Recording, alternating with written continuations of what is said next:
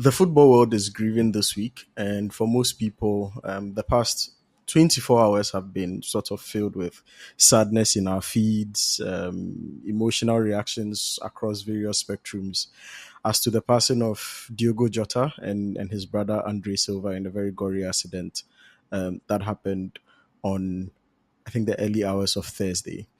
And so, for most Liverpool fans, for the family of Diogo Jota, for football as a world that exists on its own, it's a really dark period. We wanted to take the time to pay our tributes to Diogo Jota and Andre Silva for what they've done for the world of football, and also reflect on their legacies, especially that of Diogo Jota, who most of us know.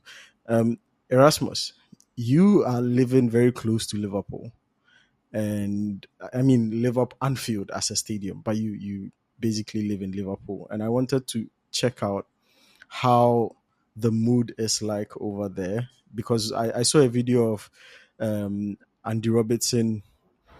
Um, was it Andy Robertson? uh, One of these players, Jordan Henderson, yes, going there to Anfield to go and pay his tributes, and you could clearly see that he was teary and he was crying. And for a lot of footballers, this is a shocking incident. And so, how is the mood like around Anfield? How are people in Liverpool reacting to this, and how is the football world reacting to this as well?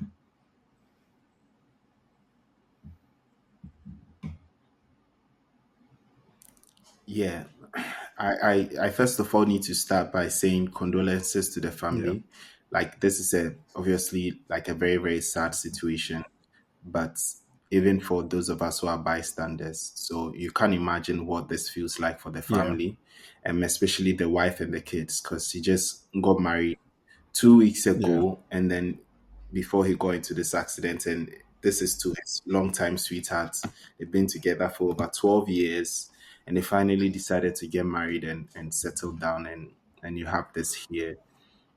But obviously, if you come to Liverpool, people are somber.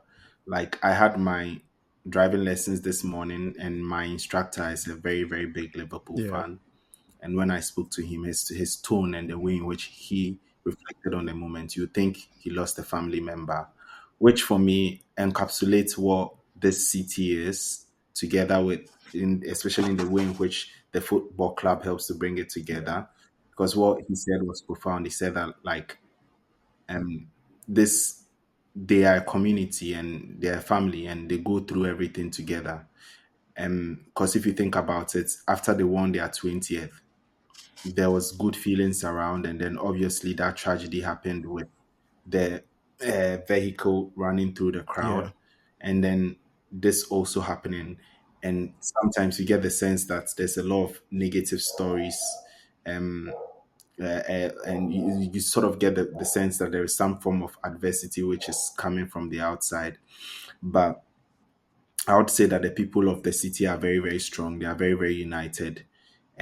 They will be going to Anfield to pay their respects. And like you said, Jordan Henderson was already yeah, there, and a lot of the supporters and fans are already going. And I think what Liverpool did was very honourable in terms of retiring the number 20 jersey, which coincided with their 20th title, yeah, right? So it makes it more fitting. yeah, And generally, if you reflect, things like this helps you reflect, because when the news started rolling in, like everyone who passed by who saw it on the screen just said, "What? Like, yeah, what's happening?" And in that moment, you realize that life is very fickle, that everything that you're doing could just end tomorrow. But if you look at Diogo Jota over the last couple of weeks, won the title, got married, and then yeah. I think now he won the today Nations League as it's well no with more. Portugal. It's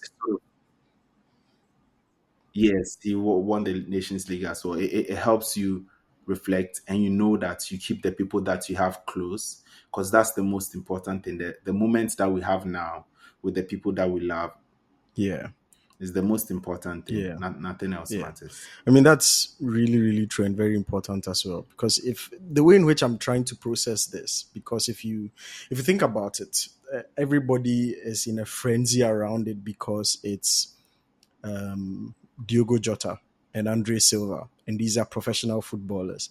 And I mean, we had this discussion not long ago, but these people, we are made to see them as not beyond humanity. Like the things of our mortal world that affect us, we don't view them in that light. Like you won't get up and expect to hear a footballer has just passed or a footballer has just been involved in this particular tragedy, right? So when things like this happen, it's shocking and it shakes the very core of what we see life to be, because these are not the kind of people we hear these news from every single time. And you and I were here when recently we saw within the Yeah, West African debate community a very young person as well passing away. And I was shocked to my core. I didn't know what to say, because for me, it's like these are people sometimes younger than me, sometimes my age. And all jokes aside, Diogo Jota is 28 years of age. If in any absent context, you see a 28-year-old losing their lives in this particular category, everybody would say gone too soon, right?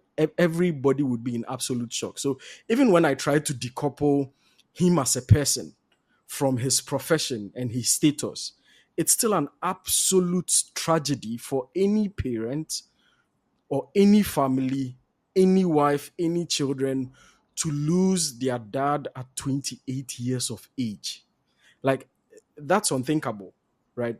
And to think that they are the only two kids that their parents have, and to lose both of them at the exact same time. I can't begin to imagine what the family is going through, and I really wish them the very best and strength, and the support from everyone that's available. Because, bro, this is insane. yeah, yeah, yeah, absolutely, absolutely. I think what happens is that these guys, you see them on TV every Yeah, day, and you don't process that the effect that it has on you, but you almost feel like they are always yeah, there. They are never out of your sight, and that you are always going to see yeah. them.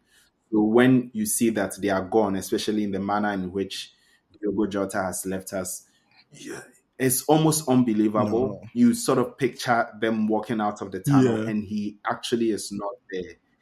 and see And there. when you think about it that way, it's a bit scary Yeah, because yeah, it cracks to the foundation of how you construct a world and how you identify yourself, because that permanence is sort of like broken. So you can understand how it's appeal to everyone, but beyond all of that, also, just like you were saying, like everyone who is spoken about him speaks about how incredible he is as an individual, yeah. and you see his attitude. Jota is a player that You don't even as hear rival anything fans we all about. laugh because he always plays with a smile on his face. Yeah, Yeah, he's aggressive. He's what hardworking. He's fun to watch. Like it's a very bro. very difficult thing It's to take because in, but you think yeah, about the sometimes circumstance, that's what life is. and it's like Condolences to the family. something as random as he went for a surgery, a recommendation was given, he shouldn't pick flights for a period of time. So he's going with his brother to go and board a ferry so that they would cross over to the UK, and then he would move with his car back to Liverpool. And what you are doing to preserve your life ends up taking it away. The irony, the confusion of it. That being said, massive respect to Diogo Jota Yeah, it's and not his it's not legacy. it's not yeah, definitely it's not something that you can actually process and make sense out of.